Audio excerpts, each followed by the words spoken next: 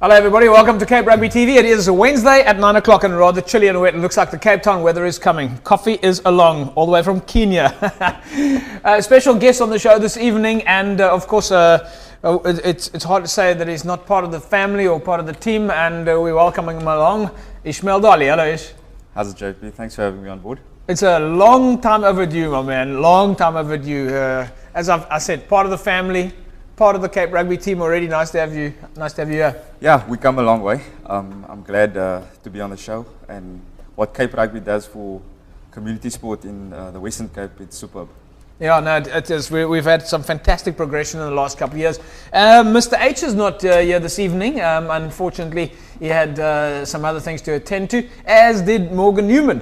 So pretty much slightly trimmed down, so to speak, panel this evening. Speaking about well-trimmed and well-shaped, a legend himself, Jerome Parwater. Yes, Jerome, like it. Goeienaand JP, baie goed, dankie. Ek dink lyk my ek het 'n klomp goed vanaand om oor te praat sien en my ander manne nie hier is nie. Jong, ek het 'n gevoel dat dit was seker die Superbroer predictions wat nie te lekker gegaan het vir almal nie, so hulle het nou gedak. Alhoewel, ek dink ek seker die laaste ou om te praat oor Superbroer predictions het dit so sleg gegaan. But anyway, let's take a look now at the Varsity Cup. It is, of course, we're in the final week now. It was the Varsity Shield on Monday. Those semi-finals were played in the finals were played in the Shield match, and of course the Varsity Cup final is coming up this forthcoming Monday. Let's take a look at the results then. Of course, CPUT or at least CUT against FNB UWC, and it was a win for CUT 29-19. Of course, the guys played away. They played in Bloemfontein. It was a long trip there. And the man at the helm, together with Peter de Villiers and, of course, Oliver Janssen, was the man who's on the panel right now, Jerome. It was a tight game, though. Yeah, JP, definitely. I think the guys were up, and we really went up there with the mission. And it almost seems like a home game also for us, because UWC had 2 buses up there with supporters. At one stage, it really feels like we had UWC with all the people singing. So it was good and a great atmosphere there. And also a few of the people's family went up there. Calvin the Brains, the props, that. Well, I believe they took a bus up there. I know that UWC organised a whole bus for the fans to come up along. They had a bus and they had a mini bus. Yeah. So there were a lot of people, yeah. And also, like I said, Calvin the Brain's dad went up. He was there to support, and the captain Charlie's dad were there. So there were a lot of people, there were a lot of support, and I think one thing that UWC can be proud of, the players can be proud of, they didn't let the fans down. Yeah, but I mean, isn't this just fantastic to see how they have come through the ranks here? They've done extremely well, they're in the final. I mean, that's something to be proud of. And not just that, also the fact that we see the fans getting behind the team now. So they're starting to build a little bit of culture, a little bit of fan entertainment, and this is going to get momentum, and next year is going to be even bigger and better with an even bigger fan base. Yeah, definitely, JP. And Peter de Villiers also said before the game, he told the players, it's amazing. He almost got more emails and SMSs from people wishing the team well than what they've got at the World Cup. Well, there's no surprise for me actually in that, because if we consider how many people are watching club rugby and who that audience is, well, it's pretty obvious that Peter in this space is going to be more popular in the club rugby space than he probably was in the Springbok space. He might there get into certain newspapers and on certain TV shows, but now he's in the space where the masses participate. I think this is one of the differences. Ish, how's it been for you from a club rugby perspective that you're not in the mainstream of, I mean, and let me quickly go through some of your resume, so to speak. I mean, you played for the Brumbies, you played for Western Bromwich under 21, you played in Japan, you played in the Vodacom Curry Cup, you played for Boerland, you played, of course, for SK Warmers, you played in the SA under 21s, you played for the Emerging Box. Okay, so you've got a fairly long record, but all of that stuff as a professional, you're in the top level. Now you're in the club rugby space. Now you're amongst the masses. How has it been for you, the sort of attention that you've been getting in that space? Well, firstly, I think that Peter de Villiers has got to take a lot of credit for what he's done at UWC. He's done a great job in terms of bringing the rugby up, and it can only be better for them for the future. It's difficult because when you're in the mainstream, all eyes on you, the media's on you, but the actual heroes out there are the guys that are playing the rugby in the communities. Those are the actual heroes, and I think it's important for Western Province to invest in structures and equipment and facilities for the heroes out there, and especially those that are playing community rugby. I mean, I believe that we're getting a lot more attention now in club rugby. So I think it's one of those things that you can see for you can be a professional player and you can walk down the mall in the mall as a professional player, and some people might not even recognize you because they might not have seen you on TV. Now you're in the club space, and all of a sudden you're on TV. Amongst the masses, and a lot of people are able to stop you, talk to you, and for the first time they've actually seen your face. Okay, so a good result for UWC if we take the whole big picture. They would obviously wanted to come away with the win there. CUT takes the win. They are the Varsity Shield champs, but nevertheless a massive proud factor for UWC.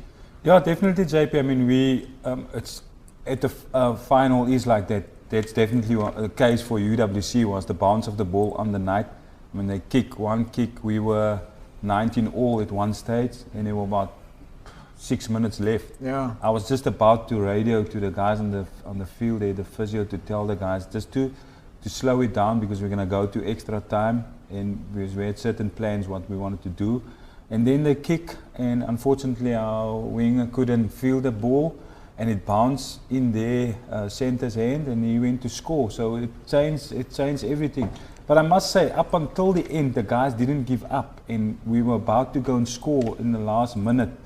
And unfortunately, a penalty went against us, which I really don't think it was a penalty, but unfortunately, the ref gave the penalty. So the guys never gave up, and that's good, and that's what we've been working on this whole season, from pre-season to the camp. And I mean, a lot of clubs and a lot of teams in Cape Town can take a leave out of what UWC have done this year, and also the players. I mean, as you said, guys from nothing to achieve what they've achieved, and people were talking about them, and it's great. And it's not just a club that's achieved, come up through the ranks here. I think what's important to also note is that UWC itself is a university that comes from a previously disadvantaged background, and they themselves have had to work hard to support UWC to get into the process. It's not a mainstream top-end university that has had all the support of some of the other universities. So you've got to give credit to the administrators at UWC. Yeah, definitely, JP. As you said, I mean, from nothing to achieve that, and also they've worked their way off from sort of the lower leagues in Western Province, and they're up in Super B now, and the plan for them is now to go further, and fortunately for them, they not in like last year, they lost a lot of players playing Varsity Cup, going to other clubs, so they stay in they're still going to stay and play for UWC in the league now, so they can easily go up and win the league, because they've got all I think they're way ahead of clubs in the Super B now, so they can go up and win the league and play Super A next year, and they can attract more players. Well, if there's a new competition format, they will probably go into the new league structure anyway. So in any case, they basically just need to stay, I think, in the top 5. Yeah. If that's the case. Although that new league structure still has to be approved by council, and folks, before we jump the gun there, it's a bit of time before we know exactly what will happen with next year's new league structures.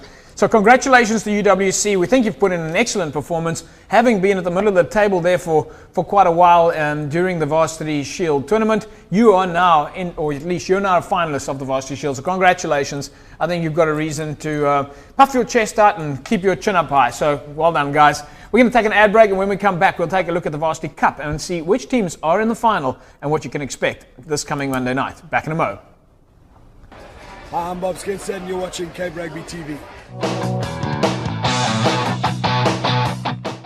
Welcome back, folks. It is, of course, Cape Rugby TV, Wednesday nights at 9, and we bring you the very best of club rugby. Season time is upon us. We kick off on Saturday. This is what everybody's been waiting for. This is the exciting time, and it is fever pitch. We've never seen so many pre-tournament matches in many years. It has been Varsity Cup, it's been Varsity Shield, this has been Community Cup, and not to mention all those friendlies and festivals and so on that we would have seen. Of course, this coming Monday, we will wrap up the Varsity Cup tournament, and it's going to be absolutely monstrous as we see Marties take on Tuks, and that's of course at the Craven Stadium. Let's take a look at that fixture. There we see it at the Craven Stadium. Kickoff is at 7 o'clock this coming Monday, the 8th of April. So it is FNB Marties up against FNB Tuks. Right, Jerome, monster match.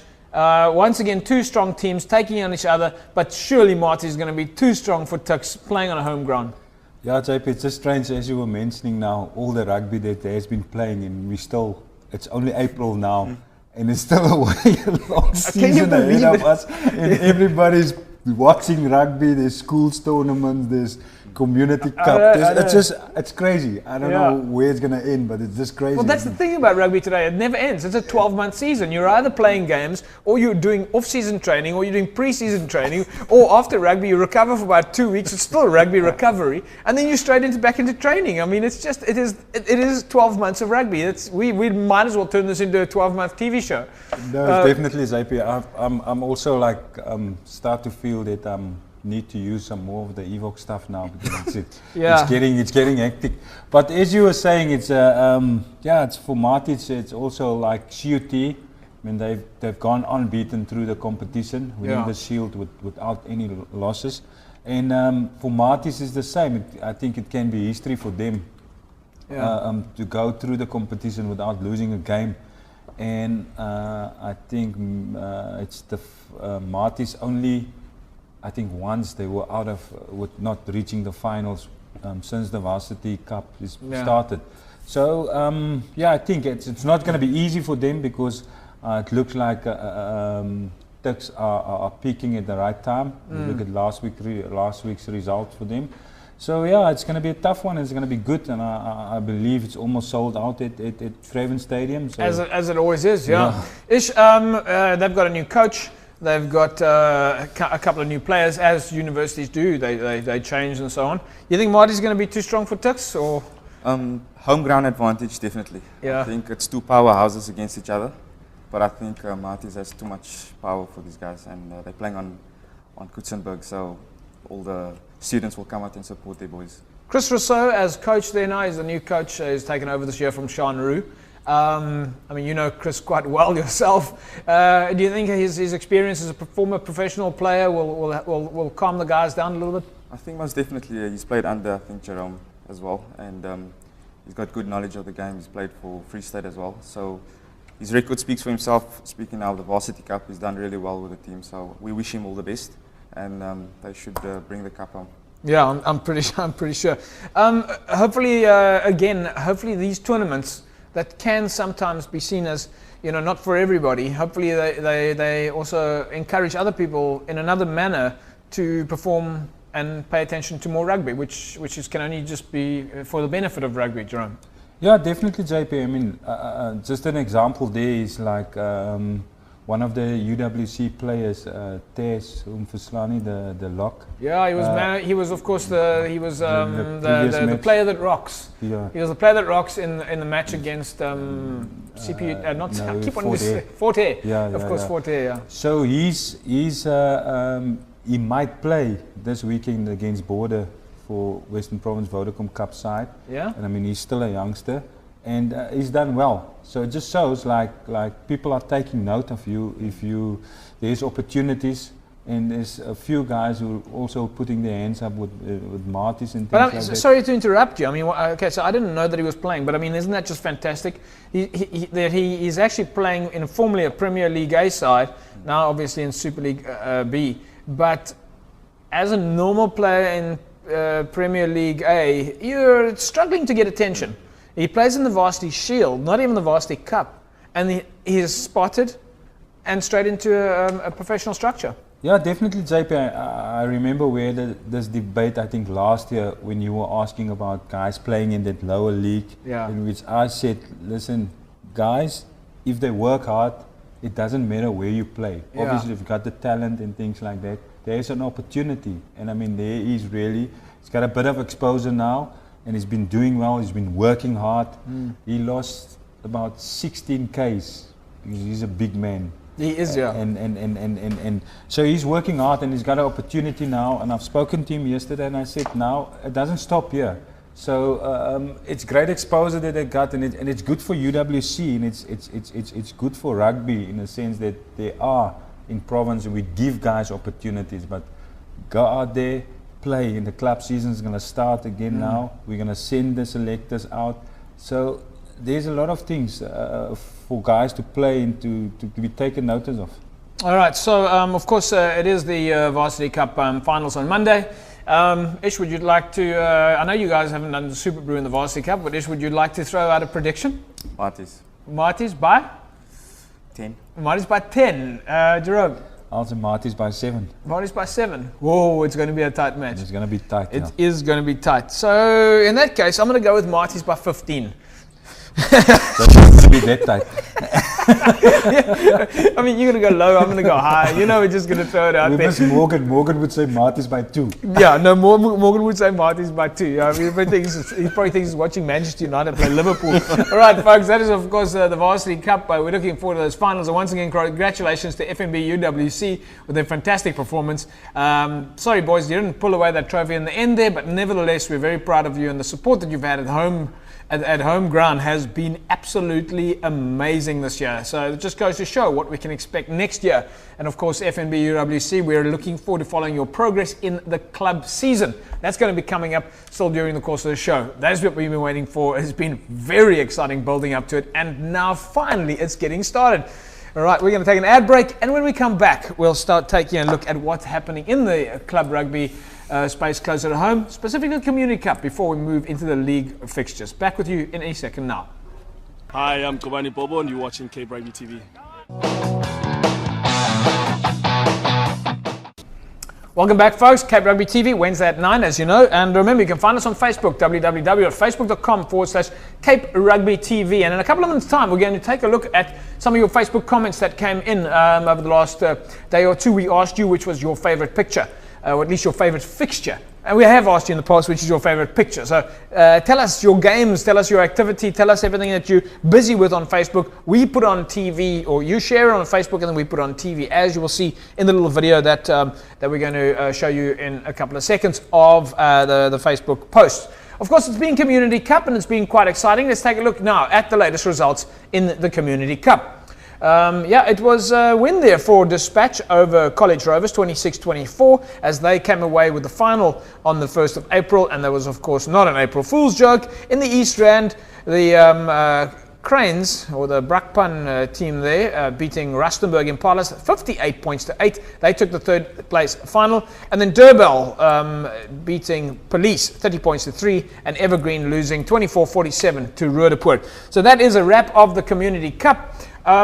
Jerome, it wasn't 100% all the way for, I think SK Women's, didn't go all their way, and it certainly didn't end up where Durbell wanted it to. But nevertheless, a little bit of good experience, and now they get to go into the league. Yeah, and I think SK doesn't have to feel that bad, because they just lost 2 points to the champions from the Spets. Yeah. So I think they don't have to feel that bad, and it just shows the strength of our rugby in Cape Town, JP. And Durbanville were up there, and they've won the game there. So I think, it was good overall for rugby in Cape Town. Yeah. SK Women's, you played for SK Women's for a number of years. Of course, a lot of, and I think you're obviously still actively involved with SK Women's. Your feeling on their performance in Community Cup? I think they did superbly. The exposure that they got, the spectators that came out and supported the games, I think it can only be to their advantage going forward into the league. They were put in a pool of death. They had College Rovers, they had Dispatch, So it was quite tough for them, but I was really impressed with the way they played, and I wish them all the best for the rest of the season. 100%, of course, 100% behind SK Warmers, and looking forward to, well, of course, next year is going to be determined completely differently. This year, SK Warmers was accepted into the Community Cup as a wild card, so no guarantee that they're going to play in the Community Cup again next year. Next year, we'll see who wins the league this year. That will, of course, be the first choice, and then there will possibly be another wild card going into the Community Cup next year. And normally that wild card is a sort of a more previously disadvantaged club. Would you say SK still qualifies as a previously disadvantaged club-ish? I mean, they've had a lot of opportunities. They've played in a lot of national club champs. They've played in the Community Cup now. And they've been in Super League A for a very long time. They've done really well over the years, and I think that that's due to the structures that have been put in place. Yeah. There's been a lot of players involved, and the community has come a lot behind the team. Yeah. And it can only do wonders, especially the Community Cup. It's just unfortunate that they were put in such a tough pool. Yeah. Maybe if they were put in a lesser strength pool, they probably would have gone on to maybe the semi-finals or maybe of course, the final. Of course, they're very actively involved with supporting the community. So, I think, Jerome, maybe one can measure what is a previously disadvantaged club. You don't necessarily have to measure it on whether or not they are playing in a league that's a lower league or not. You can measure it on their player base, and how many their fans or their youngsters, are they coming from a previously disadvantaged area? It doesn't have to be all about the first team. No, it doesn't, JP. And as Ish was also saying, they're a tight community in the Boer Cup. Yeah. And there's still a lot of players from the Boer Cup and the communities that go there. And the fans there's all the people there. They can easily walk to the stadium. They've got a fantastic new stadium there now. So, they are one of the previous disadvantaged clubs. It doesn't matter what they've done, but they've done well to at some stage it's going to become, like you say, it's not disadvantage is going to fall away, because I also don't like that word anymore. Well, I don't really know how to work it out anymore. How do you work out what is a previously disadvantaged club? Are you telling me that there's only 6 advantaged clubs in in Cape Town, and the other 84 are previously disadvantaged? How do you work this out? It's a ridiculous statement. I don't know. Ish is at the advantage club now because he's at Unimil. So I don't know if they're more advantaged than Are you guys more advantaged than Unimil? Come on, okay, I'll call this thing a spade, considering that nobody really wants to call this. Let's face it, Union Mill, and pretty much still, is predominantly a white club. Yeah. All right, you guys agree with me? Yeah, that's why they're advantaged. That's why they're advantaged. Okay, so we all know that the majority of white people are still more advantaged than club people, colored people or black people. All right, that's a fact, and if you don't like it, well, it's just too bad. Okay, so, but we're still stuck to work out now if you're disadvantaged or advantaged. I think that there's only thing that's disadvantaged right now is my panel members. But yeah, it is club rugby time. We are looking forward to a very exciting season. It is going to be exciting. And this week, Cape Rugby TV starts it all off. And talking about SK Warmers, well, you want to know where we're going this weekend? We're going to a previously disadvantaged club. So, look at my panel's just laughing. And in what's more is we're going to go and watch a previously disadvantaged club play another previously disadvantaged club in an advantaged area. So we're going to go watch SK Warmers take on Belhar at SK Warmers. It's going to be very exciting. Belhar-ish. They're an upcoming team. They have been really playing out of their socks. Okay, they didn't get in the Community Cup and they didn't play in the Varsity Cup with that, but they've been doing well in Super League A. They're getting stronger and stronger. People seem to be liking playing for Belhar, and SK Warmers come out of the Community Cup now. Both teams are ready to get firing. This is going to be a big game to start the season. Definitely. Belhar has done really well over the years.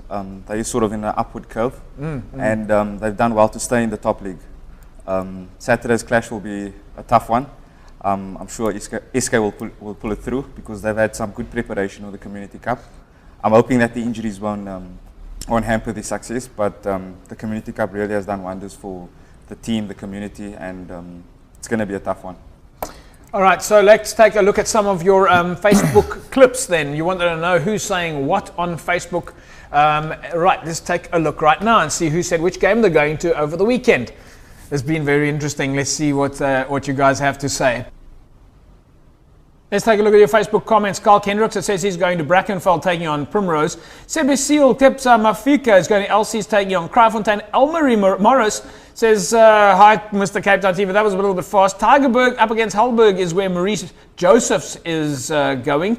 Jonas Mexon is going to Rocklands against Silverleaf. Goodwood is taking on Kelsriver. That's where Conrad Johan Reinecker is going. It's Peniel Villages against Solarians, and Manuel Williams is attending that match. Michelle Levy is, or Lekay at least, is a little bit concerned about what's happening there. Adrian Lawrence is, missed that one as well. Helderberg takes on Tigerberg. Damian Peterson is going to watch Bellahar take on SK Women's. Ian Nordia is watching Milnerton take on Strand United. Angelo Aronsa is going to go and watch False Bay. And we see there that Brendan Watkins is going to watch Northerns take on Busy Bees. Fahim Naidu watching Manenberg take on Elanga. Dirk Witboy watches Hands and Hearts against Villages at Brookside. It is Johan Kefu and Dedricks watching Northerns Havenwood against Busy Bees. Dale Janches watching Eerste Rivier against Van der Stel. Nicole Robin Bailey taking on Tigerberg versus Elderberg. Grant Albertine Kelsriver versus Goodwood. And Dwayne van Vieren is, of course, watching that final match. Union Mill against Strand United. Catch us on Facebook, www.facebook.com/Cape Rugby TV. Ishmael, it is for you guys. Strand United, Milnerton, looking forward to the game? Very much. Strand poses a very tough challenge. They've got good packer forwards and good backs, so it's going to be tough out there. All right, let's take a look at the fixtures now. The other fixtures that are coming up starting on Saturday.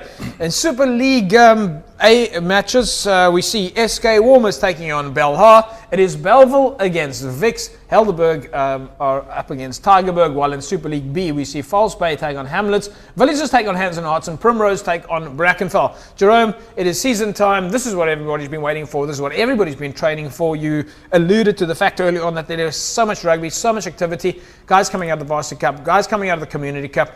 Of course, there's been Vodacom Cup being played as well, but I doubt any of those guys are coming down to play in club rugby. And all of these teams have been having rugby festivals. They've been preparing for months, not days. They didn't just get back the other day, but months. How well do you think the clubs are going to be performing this year? If you look back over the last few years, and you just said it yourself, they've done so much training. Do you think the overall graph is going to get higher, the overall performance of the clubs? I definitely think so, JP, because a lot of clubs started earlier in the season playing warm-up games, friendly games and things like that. They've done it a bit different than the previous years. They started earlier playing rugby because it's also important. You can do as much as conditioning and running and things like that, but your body needs to get used to the contact and playing the game, so you get much more fitter like that. So I'm definitely looking forward to this season, because I know all the clubs were playing. They were playing over Easter, so they definitely look good. So, Ish, you had quite a couple of games. You guys had that big festival where, of course, we came to film. It was the Brackenfell, at least Union Mills 40th anniversary. How many other games did you have in addition to that warm-up game? Well, we were invited to the Kraaifontein festival as well. Yeah. And we played against Paul. So it's an exciting time of the year for all Cape Townians, especially rugby mad supporters. We all know how passionate Cape Townians are about their rugby. Every supporter is an expert. Every supporter is the national coach. So you've just got to take that into consideration, and that just shows you the excitement and the passion that the people out there have for the game. And you guys, from a Union Mill point of view, preparation, are you ready for the season? Yeah, it's gone well. One thing that I've tried to work on is the discipline, off the field and on the field as well. I've also brought in Adrian Jacobs, the former Springbok. He's assisting me with the backs, and he brings with himself a wealth of knowledge, especially being played so much tests and Super Rugby games. So we're looking forward to the season ahead.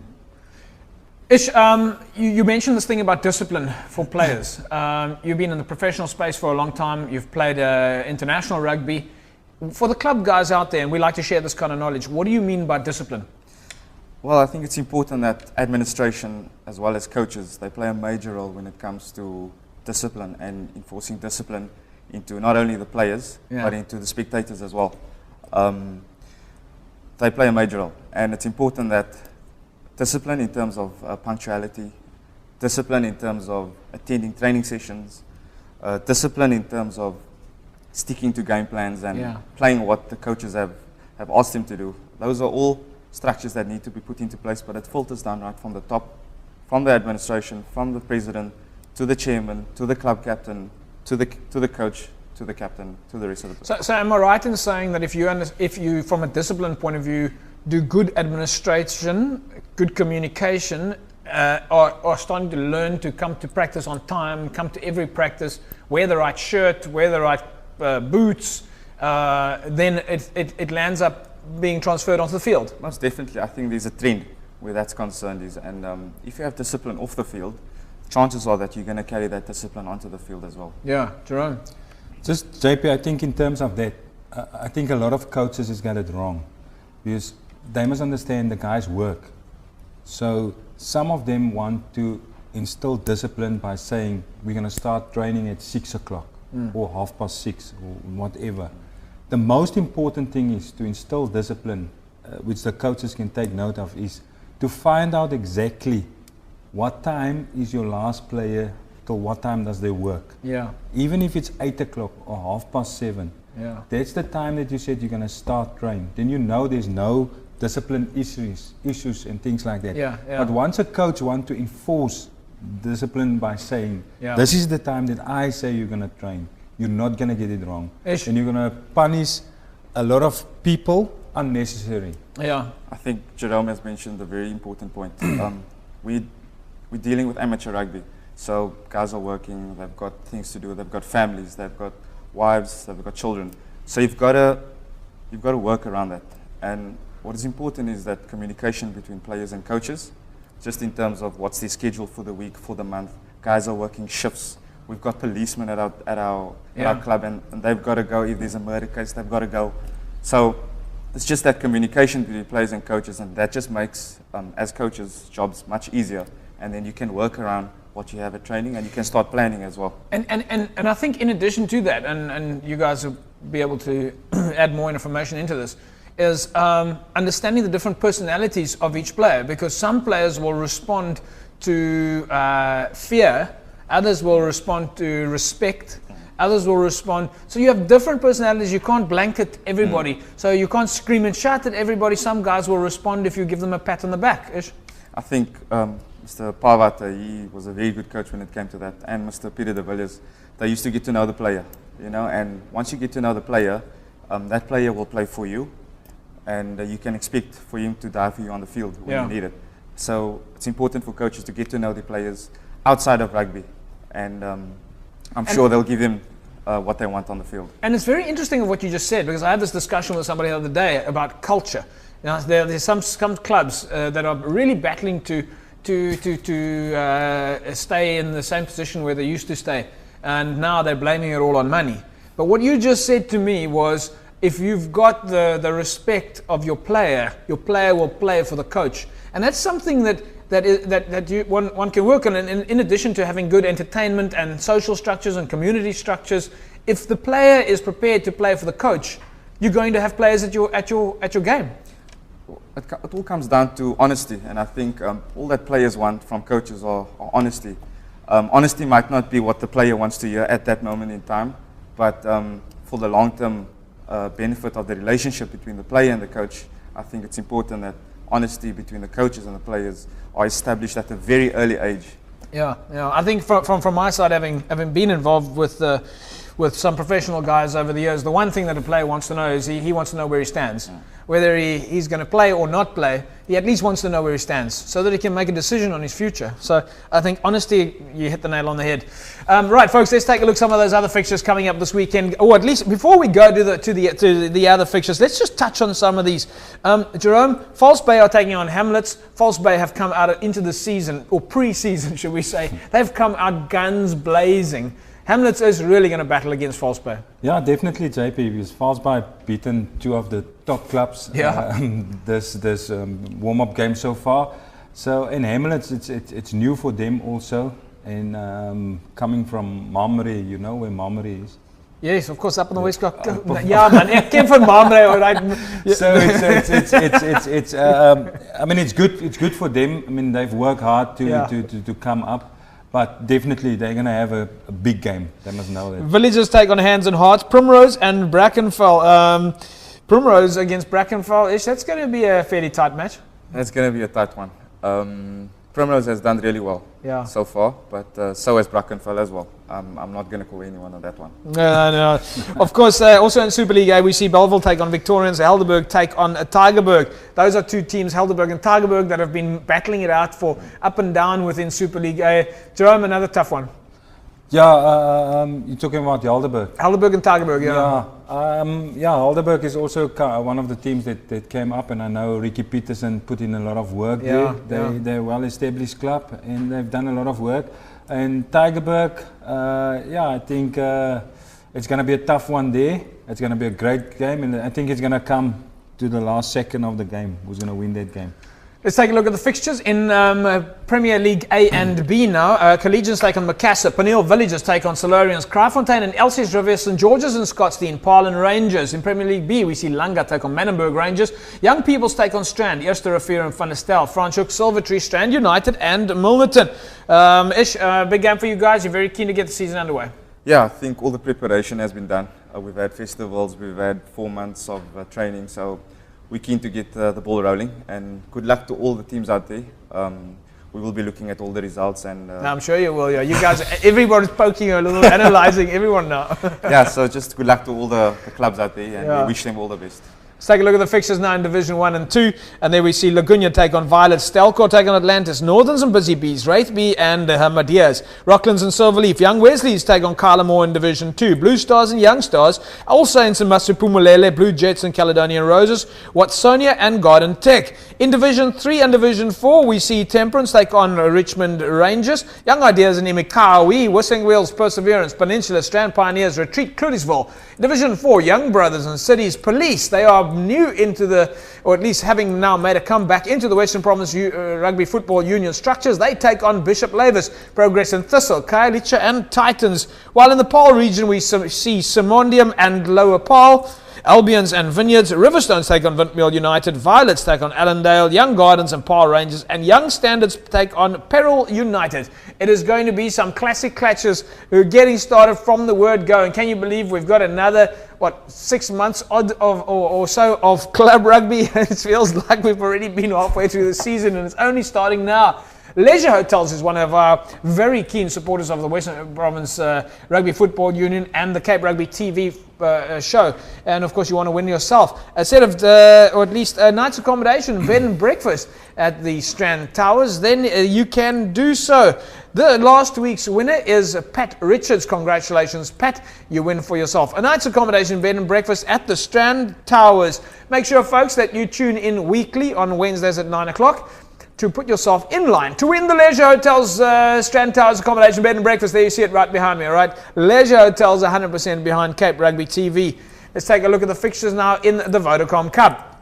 Of course, we see Western Province taking on the Bulldogs. They are playing in Paarl at 3:30, and if you've got half a chance to get out there, go and support the Western Province Vodacom Cup side playing in Paarl against the Bulldogs. Let's take a look at the logs now in the Vodacom Cup, and the Pumas are on the top in the north section with the Blue Bulls in second place, Falcon Limpopo Blue Bulls at the bottom, while in the south section we see the Sharks on the top there with 14 points, the Pampas on 11 points, and Western Province are in third place on 8 points, still in the run. So those are of course your logs in the Vodacom Cup, and we wish the Vodacom Cup side a lot of luck there.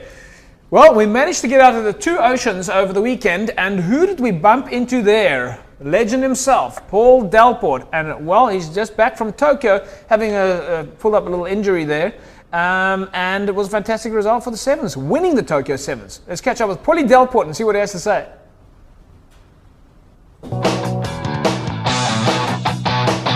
Hello folks, we're out here at the Two Oceans Expo, and who do we bump into? It's the Sevens legend himself, Paul Delport. Paulie, what you up to here at the Expo? Nothing much, Jeff. Just come to the Warrior stand, helping them out a bit. They've been good enough to sponsor a couple of the Sevens boys. So just checking out the vibe. Well, it was just the other day that we were still watching you playing in Hong Kong, and we saw some nice tries there. It didn't go quite the way the boys wanted to. Yeah, it didn't go too well this weekend, James. I think the guys will regroup now in Tokyo. A couple of things to work on, but that's the thing with sevens now. I think the game's grown so much, the landscape's changed. There's so many competitive teams, and we're just going to have to make sure that we're at the top of our game for every game. The knee, is it serious? No, not too serious, James. It's been quite a long season. Just a bit of wear and tear. So it's not serious. They don't have to operate or anything. Just a couple of weeks off, couple of injections, and some recovery. South Africa takes your place. I suppose Paul must be happy with that. Very happy. Always wonderful to have Sissel back. Shame he's had an up and down season, struggling with injuries. So hopefully he'll come through this weekend and just gain a bit of confidence for us going into the World Cup in June. Now tell us a little bit about some of the equipment here. I know that a lot of people on the Cape Rugby show have been asking us to do technical reviews. Yourself and some of the other sevens players are currently playing in this boot. This is a Warrior boot. Yes, Warrior boot is called the Screamer. Absolutely fantastic, Jess. Very, very comfortable. Super technology. And the guys have really been enjoying playing it. I think the design also makes a big difference. And in the scrum off position, does it make a bit of a difference having studs or blades? Okay, it depends, Jeff. It all depends on the surface. If it's a bit muddy and rainy, we'll play in the 6 studs. But if the field's nice and hard and fast, then obviously we prefer playing in the blades. Well, I must say, these look pretty sexy. I can't believe how modern age these things are. It's like unbelievable. Anyway, folks, those are basically your first sort of tech review. I'm sure we'll get more into it during the course of the year. A lot of people have been asking for tech reviews in rugby. Strapping, boots, jerseys, compression garments, gum guards. There's so much. Paulie, I think you're going to have to help us with some of those reviews. You've worn the compression garments, you've done the strapping, you've worn the boots. Definitely, Jess, anytime. Listen, well, great to see you at the Warrior stand, and we look forward to seeing you back in the park. Thanks, Jess. Great to see you. There we go, folks. Our first tech review with Paul Delport, so to speak. We're back with you in a mo.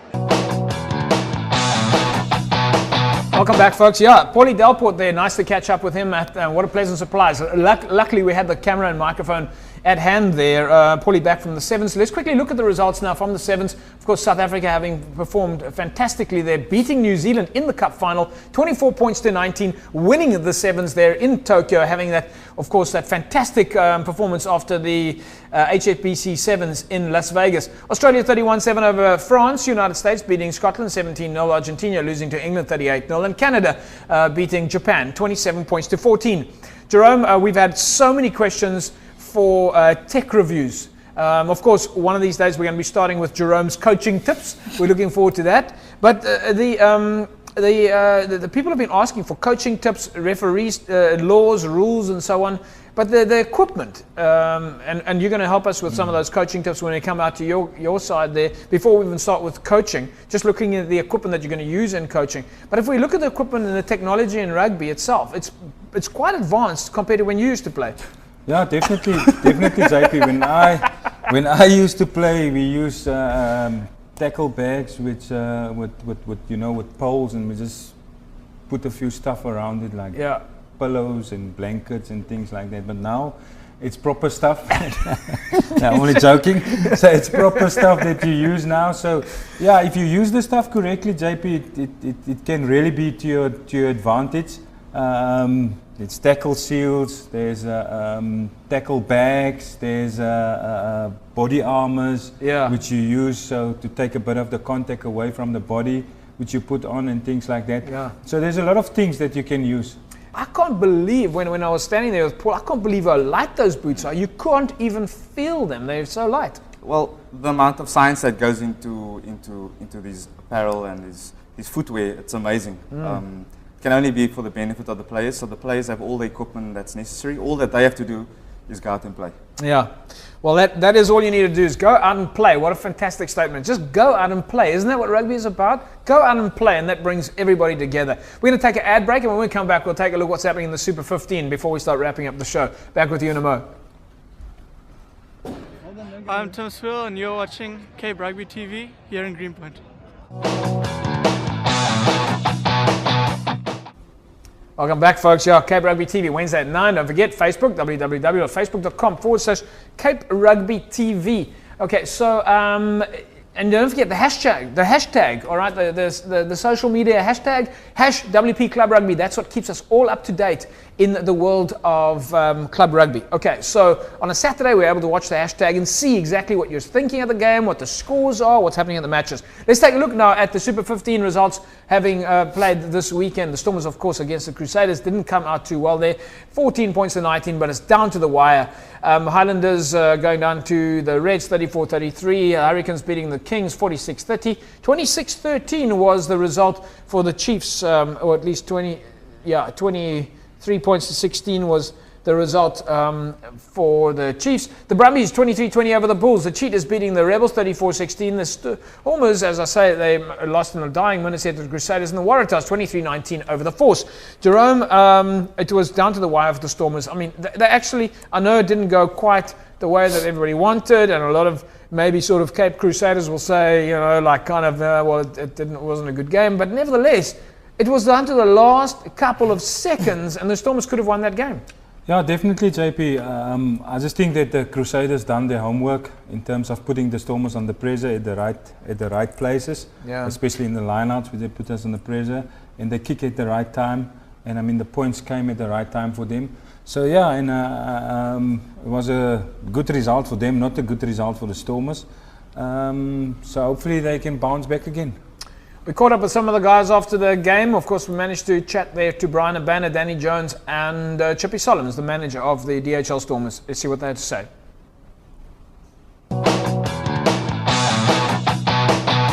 Yeah, I think it's always disappointing in front of your home crowds. Had an opportunity there at the end. All credit to the Crusaders, though. I think they came out with a great game plan. Tactically, they sort of held on to the ball pretty well. Put the ball in behind our wingers, which made it really tough to get some go forward. But yeah, a little bit of a setback, but I think the fighting spirit on the side will just bounce back next week in Bloemfontein. Yeah, definitely. I think the boys have been playing really well. I see Shadow van Heerpe sort of came off the field there, so injuries are never nice, so hopefully I'll be able to get back on the field soon.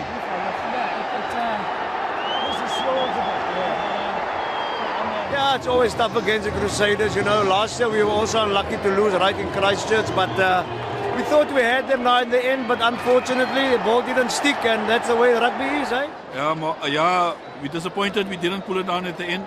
I do think that they played towards the end, they came back. We had a good start, then we went to rest a bit, but I think towards the end we came back.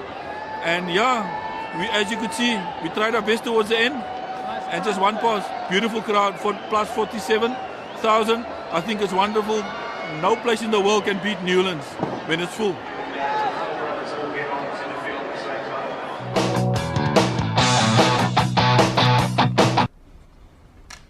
Welcome back, folks. Yeah, there we go. Brian Abana, not completely thrilled about the performance, but great for him to talk to us.